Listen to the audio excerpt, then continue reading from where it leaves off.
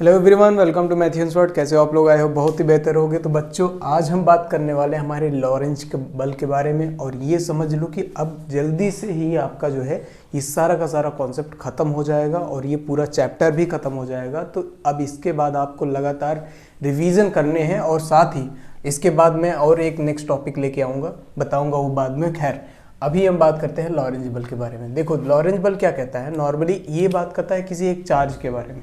किसके बारे में भाई?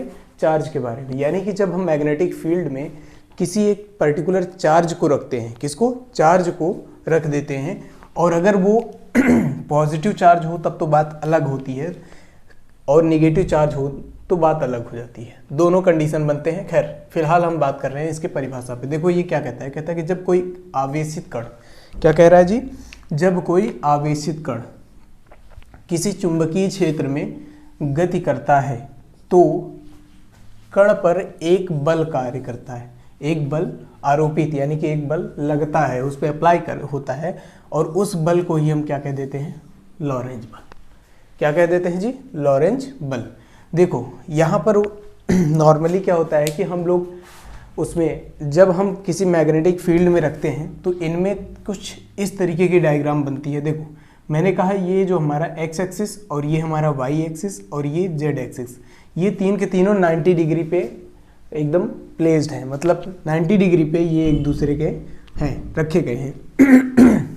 अब देखो यहाँ पर एक्स एक्सिस पे जो हमने मैग्नेटिक फील्ड रखा है, ठीक है, मैग्नेटिक फील्ड रख दिया, और हमने जो मतलब यहाँ इस पॉइंट पे जो है, यहाँ पर इस पॉइंट पे हमने चार्ज को रखा, पॉजिटिव चार्ज, और वहाँ पर हमने यहाँ पर इसकी जो डायरेक्शन है, इस चार्ज की जो वेलोसिटी है, उसको हमने कुछ इस दिशा में हमने क्या किया? उसको मूव करा दिया। इस दिशा में हमने उसको मूव करा दिया वी वेलोसिटी से। तो अब समझो, जब हमने कहा कि वी वेलोसिटी से इधर मूव कराया और बी मैग्नेटिक फील्ड के 90 डिग्री पे, किधर? मैग्नेटिक फील्ड के 90 डिग्री पे, समझ लो, तब यहाँ पर जो हमारा इन पे जो फोर्स लगने वाला है, यानी कि इस आवेशित कण पर जो फोर्स लगेगा वो बेसिकली इन दोनों के 90 डिग्री पे, यानी कि मैग्नेटिक फील्ड और इस वेलोसिटी जिस दिशा में ये जा रहा है और इस मैग्नेटिक फील्ड, इन दोनों के 90 डिग्री पे, यानी कि इस दिशा में, किस दिशा में जी? इस दिशा में हमारा क्या लगेगा? फोर्स लगेगा। और ये किसके हेल्प से लगता है? ये लगता है ये किसकी हेल्प से पता किया जाता है कि किधर लग रहा है फोर्स? ये फ्लेमिंग के बाएं हाथ के नियम से पता चलता है, ठीक है।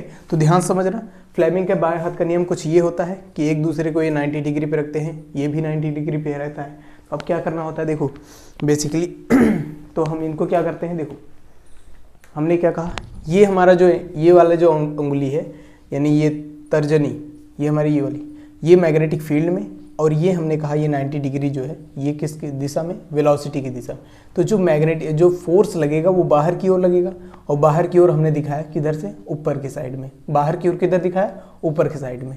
अगर यहीं पर हम चार्ज बदल देते, यानी कि पॉजिटिव चार्ज की बजाय निगेटिव चार्ज ले लेते, तो इसका डायरेक्शन चेंज हो जाता, इसका डायरेक्शन चेंज हो जाता, यानी कि हमारा जो फोर्स ऊपर की ओर लग रहा है वो नीचे की ओर लगने लगता है, क्योंकि निगेटिव चार्ज होता। क्योंकि जब वेलोसिटी इस डायरेक्शन में होगी तो करंट भी तो इस डायरेक्शन में होगा। मेन पॉइंट ये है, क्योंकि देखो पॉजिटिव चार्ज की वजह से बेसिकली हमारे उसमें क्या होता है कि किसी भी एक वायर में हम बात कर लें तो दो चार्ज से होता है आपका करंट फ्लो होता है।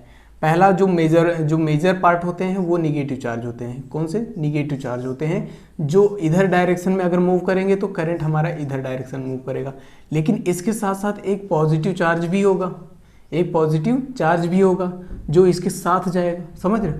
तो हमने कहा पॉजिटिव चार्ज जिधर जाएगा उधर ही हमारी क्या कहते हैं? करंट भी जाएगी। तो इधर जब हम पॉजिटिव चार्ज की बात कर रहे होते हैं तो इस समय हमारा करंट भी उसी दिशा में जा रहा होता है, सीधी सी बात है, ठीक है। तो हम ये मान लेते हैं यहाँ पे कि जो वेलोसिटी जिधर वेलोसिटी हो, मतलब v हमारा दिखाया जाएगा, हम उधर मान लेंगे क्या? कि हमारा वहीं पर हमारा जो है करंट भी जा रहा है, सीधी सी बात है। हालांकि नेगेटिव चार्ज के लिए अभी हम यहाँ बात नहीं कर रहे, अभी हम बात कर रहे हैं केवल पॉजिटिव चार्ज की वजह के बारे में, समझ रहे हो? देखो, तो अब यहाँ पर हमने v इधर भेजा और फिर उसके बाद b हमारा इस साइड था, तो इसके 90 डिग्री पे, यानी आउटसाइड में हमारा क्या आ गया? f आ गया।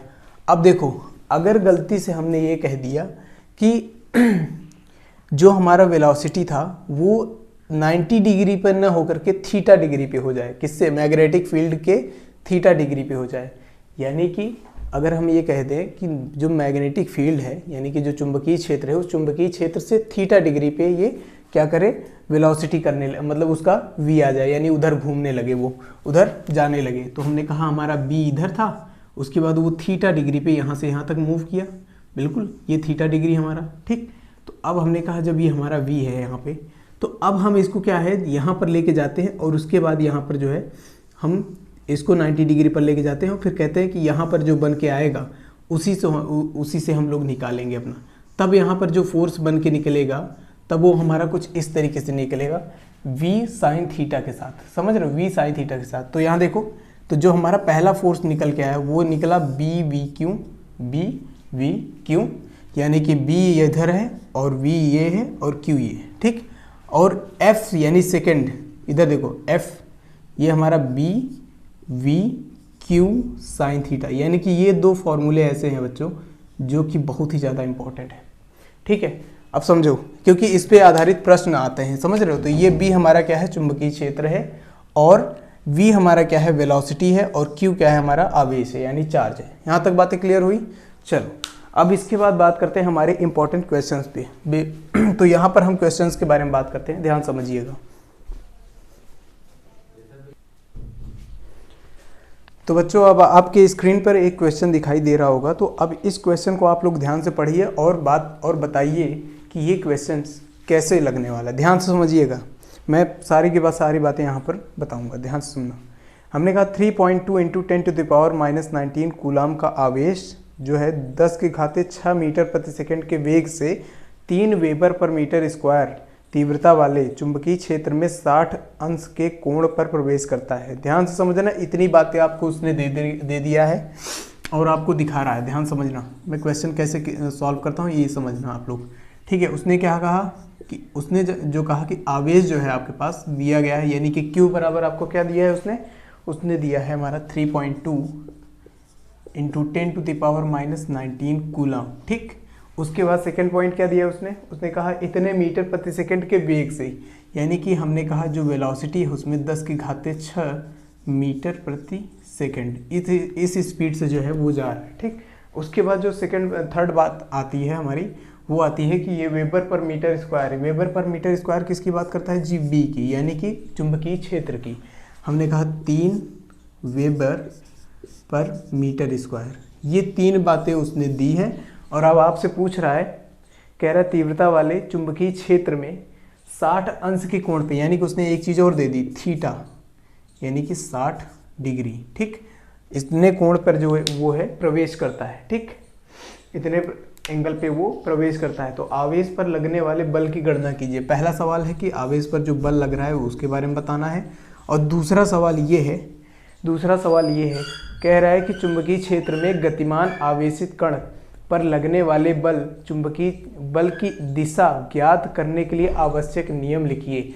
तो देखो इसको, ये सब जो बल की दिशा जो है और ज्ञात करने के लिए जो नियम होता है बेसिकली एक ही है जो हम सभी जानते हैं, फ्लेमिंग के बाएं हाथ का नियम, ठीक है। तो यही एक नियम है जो लगता है, तो उस फ्लेमिंग के बाएं हाथ का नियम जो है आप लोग लिख देंगे। तो हमने कहा ये हमारा क्या है, फ्लेमिंग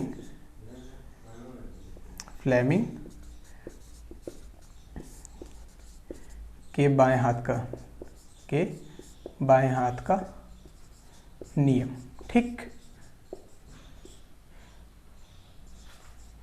ठीक है। यहाँ तक बातें क्लियर हुई।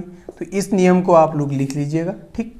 अब समझो यहाँ पर जो F निकाला जाता है वो कैसे निकाला जाएगा, F = BV/Q sin थीटा।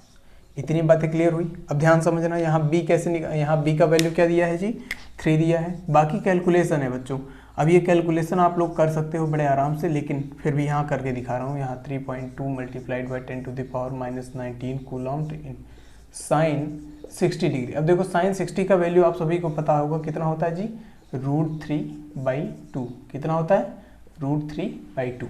यहाँ तक बातें क्लियर हुई। चलो अब इसके आगे जब सॉल्यूशन करेंगे आप, तो ये हो जाएगा हमारा क्या, हमने कहा 3 इधर ले लीजिए और इधर 3.2 इधर आ जाएगा और मल्टीप्लाइड बाई, इधर देखो ये 19 है और ये 6 है, तो इन दोनों को जब इसमें 19 में से 6 घटाओगे तो कितना बचेगा, ये 13 बचेगा, तो 10 घाते -13, ठीक। फिर मल्टीप्लाइड बाई यहाँ √3/2। यहाँ तक बातें क्लियर हुआ। तो देखो, तो ये हमने क्या कहा, ये गया 2 से गया, 2 1 2, उसका पॉइंट यानी 1.6 आ गया। अरे भाई 16 दूना 32 होता है, दशमलव बीच में लगा तो कोई दिक्कत नहीं है, ठीक है। यहाँ तक बातें क्लियर हुई। तो अब हमारा ये हो गया। अब 16 48 होता है, बिल्कुल हमने कहा इसको मल्टीप्लाई किए तो यहाँ पर 4.8 आया, 10⁻³ मल्टीप्लाइड बाई √3। अब देखो यहाँ देखो √3 का वैल्यू, अगर आपको आंसर √3 में लिखना है तो कोई दिक्कत नहीं, आप डायरेक्ट ऐसे भी लिख सकते हो, लेकिन बात होती है जब दशमलव में लिखने की, तब आप √3 का वैल्यू लिखेंगे 1.732। क्या 1.732। ये मल्टीप्लाई करेंगे किसमें, 4.8 में 1.732, फिर उसके बाद 10⁻13, फिर उसके बाद ये जितना वैल्यू आएगा, इसको सॉल्व करने के बाद जब आप मल्टीप्लाई कर लोगे तो जितना वैल्यू आएगा वो आपको लिखना है किसमें, न्यूटन में। किसमें लिखना है भाई, न्यूटन में, क्योंकि हम क्या निकाल रहे हैं, फोर्स निकाल रहे हैं ना। तो फोर्स निकाल रहे हैं तो वहाँ पर हम किस में लिखेंगे, न्यूटन में। यहाँ तक बातें क्लियर हो गई। चलो, ये तो हो गया आपका सवाल। इस तरीके से सॉल्यूशन होता है और आपको इस तरीके से करके आना भी है। पहले आपको दिखाना है कि क्या दिया है और ये भी दिखाना है कि आपसे क्या पूछ रहा है, ठीक है। उसके बाद यहाँ पर उसके सॉल्यूशंस आप लोग साइड में दिखा दीजिए, बाकी आपकी सारी बातें एकदम क्लियर हो जाती है यहीं पे, ठीक।